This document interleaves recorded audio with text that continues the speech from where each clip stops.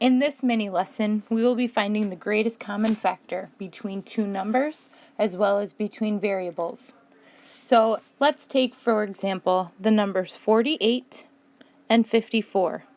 If we were trying to find the greatest common factor, your teacher may call it the GCF, you would, just like you would to find a normal factor, go to your calculator, press the y equals button, whatever number you're trying to find the factors of divided by x, hit your second button, and then your graph button, and look for the whole numbers. You will see with 48 you have options of 1 times 48 is 48, 2 and 24, 3 and 16, 4 and 12,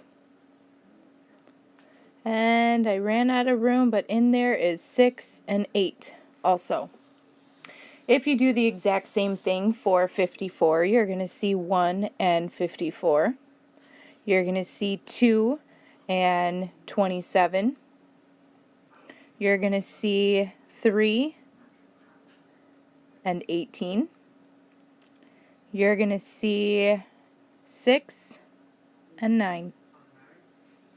So what you do after you look for the greatest common factor is look at your two rows of numbers. And what you're going to look for is you're going to look for the biggest, that's where the greatest number comes in, the biggest number that is in both of your lists. Now I see that there is a 6 in my factors of 48, and there is also a 6 in my factors of 54.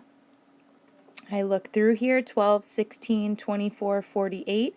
That's not, any of those larger numbers are not in my list of 54. So we see that 6 is the greatest number that is in common between both of those numbers. So our GCF in this case would be 6.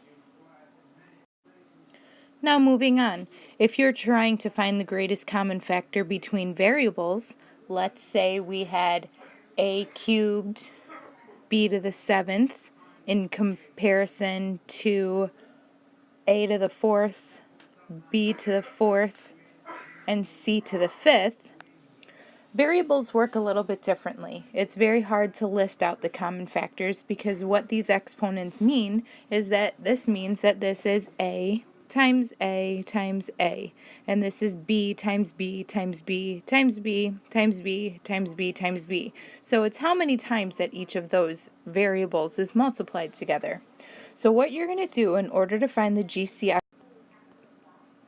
is you're going to look to see what is your smallest exponent between the two variables. So let's take a as an example.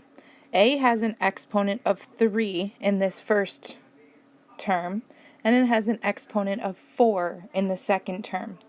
Because you want them both to be in common, you can't pick your largest exponent because they both don't have 4. They both have 3 though. So you're going to pick your smallest variable that both of them have. So let's try b. In this example, I have got 7 b's in the first term, but 4 b's in the second term. So the greatest common factor is that both of them have at least 4 b's. It's okay if they have more, but 4 is the biggest number that both of them share. Now, because both terms don't have a c, we cannot do anything with the c variable because both terms do not have a c. So in this case with our variables, our GCF would be a cubed b to the 4th. Now in this last example, we're going to look at the term 45a cubed b and find the GCF between that term and the other term, 30a squared.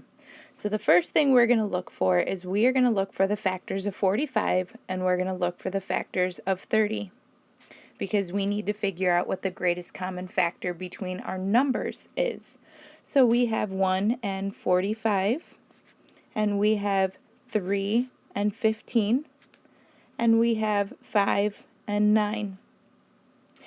When it comes to 30, we have factors of 1 and 30, of 2 and 15, 3 and 10, and 5 and 6.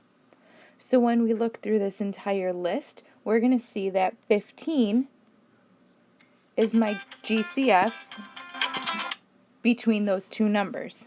So looking for my GCF, it is 15. That's the greatest common factor between the numbers. Both of these terms have an A in it, and the highest number of A's that both terms have is A squared. But because both terms don't have a B, we can't do anything with B. So that would be our GCF between those two numbers.